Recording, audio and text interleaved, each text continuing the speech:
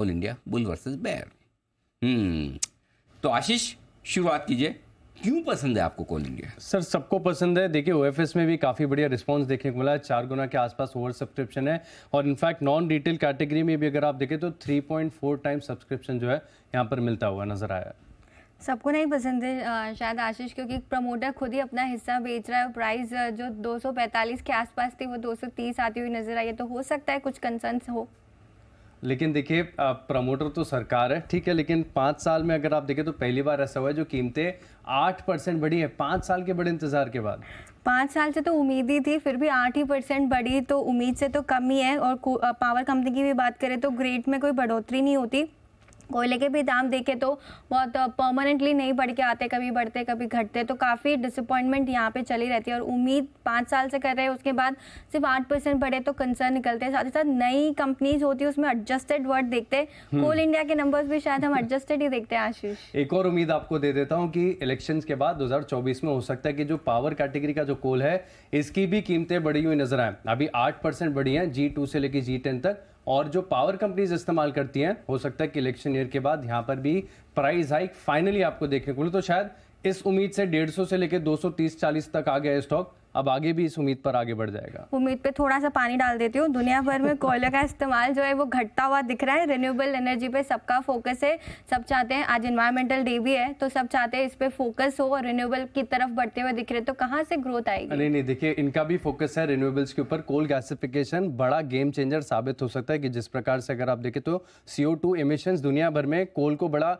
Villain जैसी picture देता है। लेकिन अगर कोल गैसिफिकेशन सफल हो गया, इंडस्ट्रियल यूज में काम आने लग गया, तो इस कंपनी की बड़ी री रेटिंग हो सकती है। और साथ में अगर आप देखें तो एक इंटरेस्टिंग रिपोर्ट आई है, बहुत ही शुरुआती दौर है, कि ग्रीन हाइड्रोजन जो होता है उसकी स्टोरेज की बड़ी समस्या होती है। इस स्टोरेज अगर आप कोल के अंदर कर दें तो उसका भी एक बेनिफिट यहाँ पर देखने को मिल सकता है। इन सब से ऊपर आशीष पैसे भी तो बनने चाहिए ना। IPO का 245 का भाव था, जैसे ही 240 पहुंचता है प्रमोटर अपना स्टेक बेचता है, फिर से 230-225 पे भाव आ जाता है। कभी रिटर्न नहीं देता, पता नहीं कल देगा नहीं देगा भगवान जाने।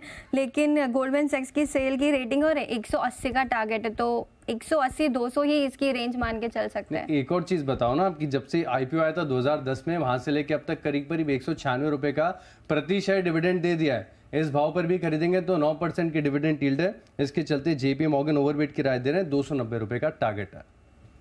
ओहो, कितना? 230 रुपए का भाव है, डिविडेंड कितना? सर 196 रुपए का। तो भाव बढ़ाओ फिर, इसका मतलब 425 हो गया ना? हाँ बिल्कुल सर, डिविडेंड गिनना तो पड़ेगा ना? गिनना पड़ेगा। हाँ, ओके, 425। लेकिन अब आज के भाव से नूपुर को कम पसंद है। तो जरा जैन साहब से इस पर जजमेंट लिया जाए। जैन साहब, जजमेंट दीजिए, कोल इंडिया बुल या बेयर? मैं बुल के साथ जाऊंगा। मुझे याद है आप भी इसके ऊपर बुलिश रहे हुए अनिल जी पहले, और आप काफी निचले लेवल्स पे इस स्टॉक को रेकमेंड किया। और उसके बाद तो देखिए डिविडेंड वाली जो स्टोरी है कोल इंडिया की, देखिए ये तो है ही है इशू। और हर थोड़े दिन में लोग के OFS आ जाते हैं, ये भी नहीं भूलना चाहिए। तो वैसे मैं नुपुर के साथ इस चीज में तो हूं कि प्रोमोटर्स बेचना मतलब यस गवर्नमेंट की मजबूरी है, गवर्नमेंट को बेचना पड़ता है। ये एक रीजन है कि ये स्टॉक कभी चलते नहीं है। PSU स्टॉक्स में हमेशा तलवार लटकी हुई रहती है, ये एक प्रॉब्लम है। बट फिर भी मैं ये बोलूंगा कि अब 75% के नीचे भी आ गया, 66% के लगभग शेयर होल्डिंग है, 65% के लगभग। तो थोड़ा सा सरकार को विराम देना चाहिए, मुझे ऐसा लगता है, क्योंकि जो कंप्लायंस है वो तो हो ही गया। और कोल इंडिया जब इतनी वैल्यू रखता है और सिर्फ 1.25 लाख 1.5 लाख करोड़ की कंपनी है, और OFS के बाद मुझे ऐसा लगता है कि स्टॉक्स चलते हैं। वो एक ओवरहैंग हो गया, 2 साल 3 साल बाद आएगा, जब भी आएगा तो तब तक स्टॉक चलना चाहिए। बाकी एक चीज और है, डिविडेंड यील्ड के लिए कई लोग स्टॉक लेते हैं। एक चीज की मैं राय दूंगा कि आप प्योरली डिविडेंड यील्ड के लिए स्टॉक्स नहीं ले। कई लोग उसको FD के साथ कंपेयर कर लेते हैं, क्योंकि यहाँ पे क्या होता है, 15% आपका कैपिटल गेन्स में 15% का वो आता है, और इसमें 30% आपके घर में पूरा टैक्स लग जाता है अगर आपका 1 लाख से ऊपर है। तो प्योरली डिविडेंड यील्ड प्ले के लिए कई लोग हमसे फोन करते हैं, पूछते हैं कि कोल इंडिया है या ये सारे स्टॉक्स, तो दैट आर्बिट्राज और या जो बेनिफिट है वो बहुत ज्यादा ऐसा है नहीं। तो इसलिए कैपिटल अप्रिसिएशन पे ध्यान दीजिए, जहां पे आपका 15% टैक्स लगता है। तो थोड़ा सा मैं हट के बोला हूं, but still I am bullish on the stock. मुझे लगता है कि ओवरहैंग हो गया, करेक्शन आ गया अच्छा खासा, और हमने पुट बिकवाई थी क्लाइंटों को, वहां पे पैसा बना है, और यहाँ से डाउनसाइड ज्यादा लगती नहीं है। मुझे लगता है कि यहाँ से ऊपर 290-300 के लेवल्स, ये स्टॉक भी कैचअप तो करेगा ही फाइनली। जो रैली आई है उस हिसाब से एक करेक्शन आ चुका है। ओके, तो ये है आपके लिए कोल इंडिया पर। एक बंसल जी भी कोल इंडिया पर राय देना चाहते हैं। बंसल जी बताएं सर।